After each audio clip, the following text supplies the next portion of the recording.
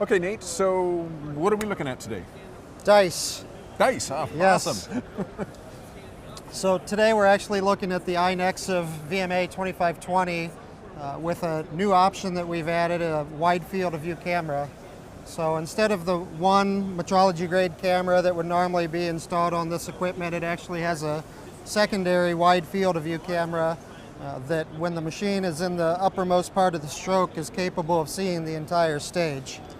So the idea is when your customer is inspecting a part, and instead of placing the parts in some sort of fixturing, or instead of using a joystick to locate the parts, they can just throw parts at random onto the machine table and play a program. So this wide field of view camera, as you'll see here in a moment, will, after the computer takes a turn, we'll count the computer dice up here and give the computer a score. Wide field of view camera captures this image. Using that image from the secondary camera, we can locate each of these dice and then drive immediately to the dice. So considering the XY coordinate and the rotation about the Z-axis, we can very quickly drive the Nexiv, the traditional Nexiv camera, right to that part.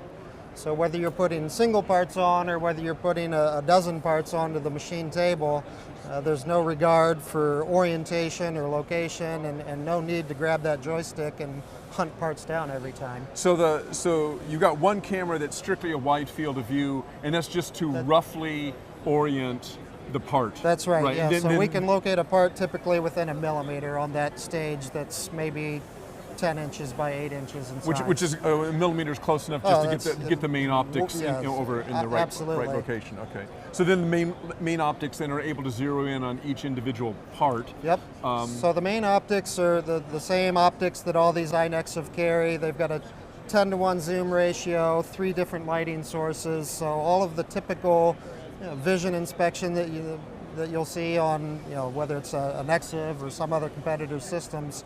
That's all available with the addition of this extra camera that's helping you find the parts automatically. Okay. So I see now on your screen it's looked at each individual part, identified the amount of spots on it. I suppose kind of like an inspection program in a sense. Yep. Okay. Yeah. Yep. So instead of inspecting distances and sizes and the typical things, we're just, like you said, counting dots. Okay. And then determining with that number of dots on each die what the score is. Now I understand this idea, this wide field of view location, then switching to your standard optics. This was kind of your brainchild? Yeah, that's right. So the idea comes from several different, ideas that have all kind of come together.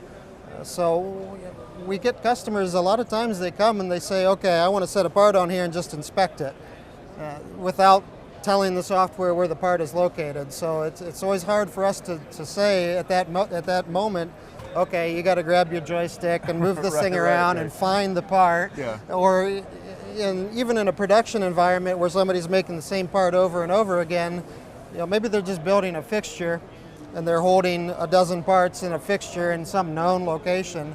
Well, that might be suitable for somebody that's making thousands of parts all day long, every day. But when you're looking at somebody in a job shop, smaller volumes, and this is really what we're trying to target, they might be doing one thing one day or one thing 1 hour and then something completely different the next hour. Right. And they don't want to dedicate all this time and money and resources to making fixturing, and they certainly don't want to have somebody standing babysitting an automated piece of equipment jogging a joystick around to find every part that they're trying to inspect. So I'm assuming that, right in here we're talking about multiple of the same part, but I'm assuming this is useful even if you have just one part. You don't want to have to worry about fixturing it or locating it. You can just throw a single part on there. Hit the play button and it's going to know where it's at. Exactly.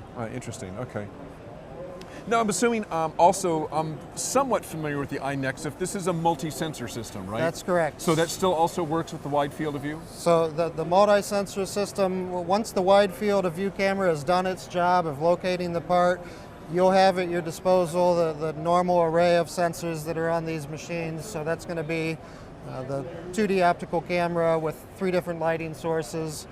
Optionally, you can add a laser sensor that's good for Z-depth measurement and a touch probe that can be equipped with star probes and all the typical Renishaw TP components. Now the wide field of view, is that just on the VMA2520? It could be installed on any size VMA. The wide field of view at the uppermost portion of the stroke is really just big enough to encapsulate the entire volume of a 2520. Now you could take this system and put it on a larger format machine, but you're still going to be limited to about that 10-inch by 8-inch. So what we've seen people do is actually reserve a particular area on their larger stage that's for just locating parts automatically, but then maybe the rest of the machine volume, maybe they do have that production job where there's a fixture, or maybe they just have that quick impromptu walk-up measurement that they want to do so they can stick the part and revert to the joystick. Right, so you're not relegated just to this volume. If you wanted to use, but like you said, you're going to have a special area mapped out just so that you can use this feature, the wide field of view. That's correct. All right, interesting. Okay, Nate, appreciate it. Yep, great, thank you.